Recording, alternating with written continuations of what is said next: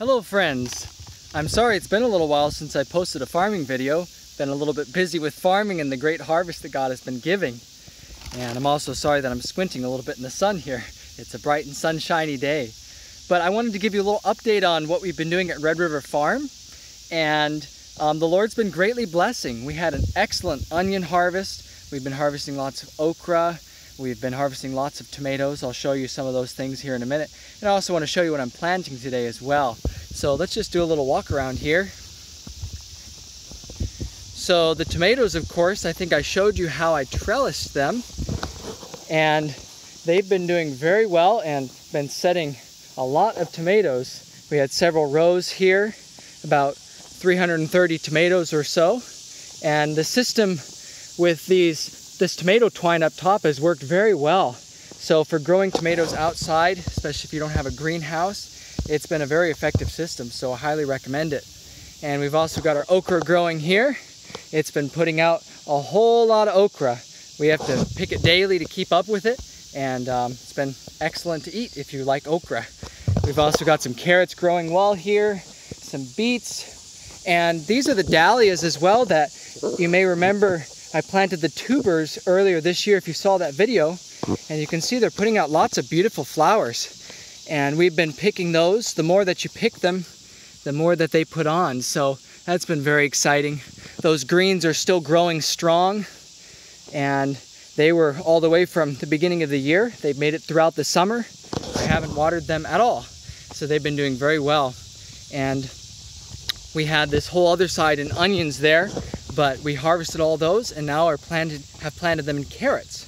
So we've been having a wonderful harvest here at Red River.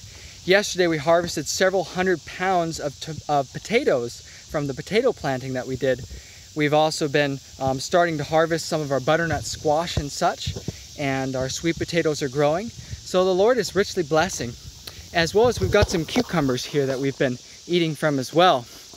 So now has kind of been the time to start tilling some things up and putting in some fall plants. We've got a couple thousand seedlings started and such, which we'll be putting in after they're mature. But I wanted to show you planting turnips today. Turnips are an easy thing to grow, extremely easy. It's just like the parable of the sower, where literally the sower went forth to sow, and that was all there was to it. And the nice thing about turnips, what I noticed last year when I planted them, was that I planted them and then weeds started to grow up among them. But when the frost came, it killed all the weeds and left the turnips. So the frost did all the weeding for me. So it worked really, really well. And you can grow a large amount of them without any effort. You can eat the turnips themselves, and you can also eat the turnip greens. So the seed is also extremely cheap. I've poured some of it into this bag here, and this is a 5-pound bag, and it was only $10 or $15. So seed is extremely cheap for millions and millions of seed, and it's very easy to plant too.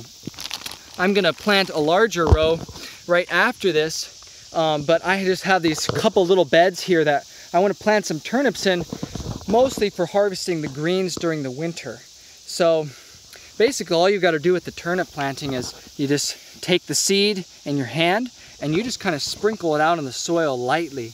You can mix sand with the seed if you have a challenge with spreading it evenly throughout the soil, although it's not particularly very finicky. You know, if you get a little more here, a little less there, it's no problem.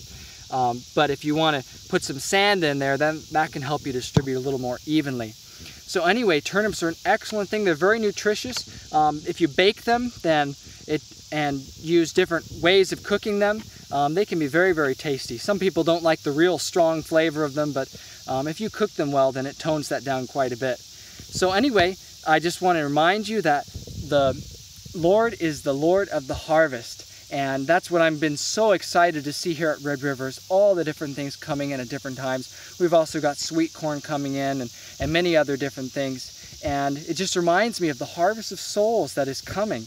You know, especially we see these things happening in the earth right now and see the signs of the times all around us. There is a great harvest that's going to come.